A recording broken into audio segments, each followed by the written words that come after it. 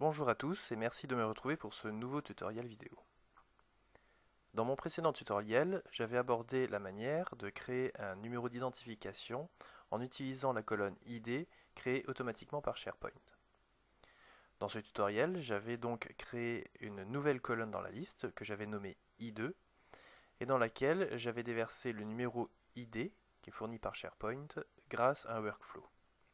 Malheureusement, on voit que dans le formulaire, cette colonne apparaît ici. Comme cette colonne va être renseignée automatiquement via le workflow, il faut donc supprimer cette partie du formulaire. Nous allons voir aujourd'hui comment la supprimer en passant par SharePoint Designer.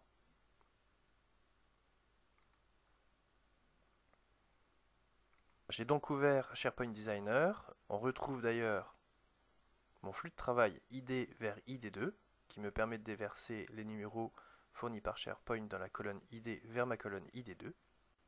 Et surtout, et c'est ce qui va nous intéresser, on retrouve les différents formulaires nécessaires à la création d'un nouvel élément, à la modification ou simplement à l'affichage.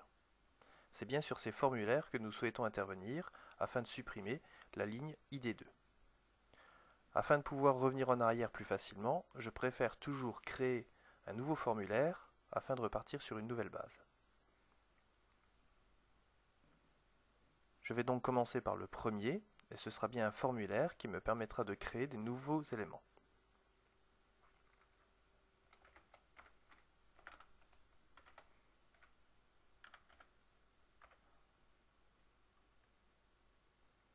SharePoint Designer a désormais donc créé mon nouveau formulaire qui s'appelle NewForm 2. C'est bien un formulaire qui va me permettre de créer des nouveaux éléments.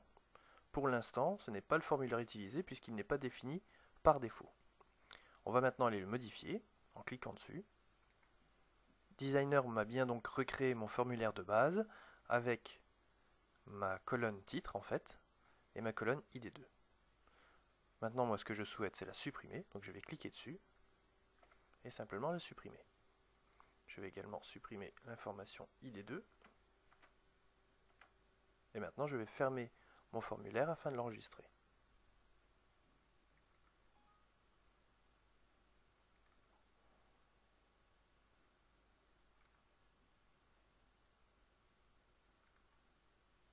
Je suis maintenant retourné sur ma liste identification. J'ai toujours mon formulaire numéro 2 et ce que je souhaite faire maintenant c'est le déclarer par défaut afin que ce soit le formulaire utilisé pour toute création de nouvel élément. Donc je le sélectionne et je vais simplement cliquer sur définir par défaut. Je vais maintenant retourner sur ma liste et entrer un nouvel élément. La colonne ID2 a bien disparu du formulaire. Si je rentre un nouvel élément,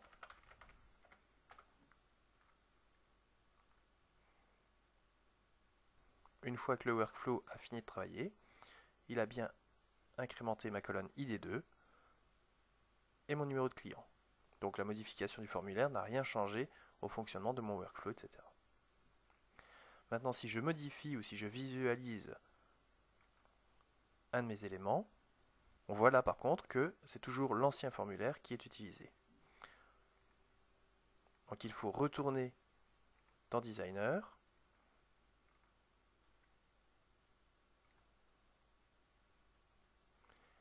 et faire les mêmes manipulations pour les formulaires d'affichage et de modification. C'est ce que nous allons faire.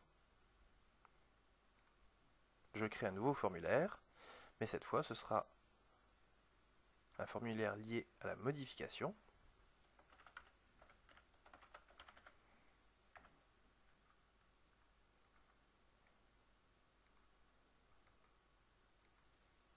Je supprime les champs en les sélectionnant.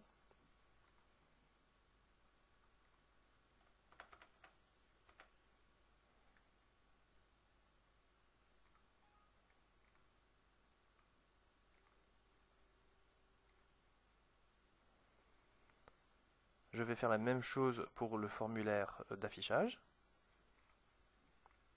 en cochant ici, formulaire de visualisation.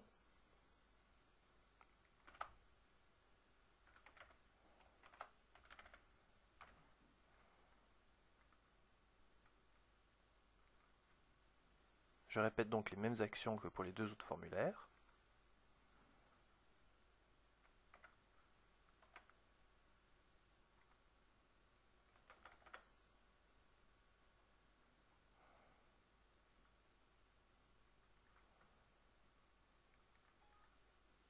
Je vais maintenant rechercher ma liste une dernière fois et définir mes nouveaux formulaires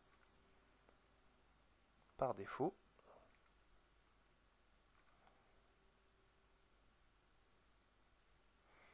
Je vérifie, mon nouveau formulaire, le numéro 2, est bien par défaut, celui-ci aussi,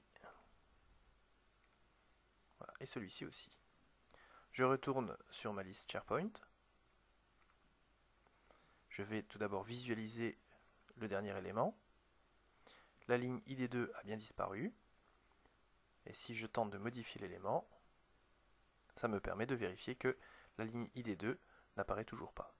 Sur aucun des trois formulaires liés à cette liste, la ligne ID2 n'apparaît. On en a donc fini avec la modification des formulaires via Designer. Et je vous donne rendez-vous pour un prochain tutoriel qui nous permettra de voir comment faire exactement la même chose, mais en passant par Infopass.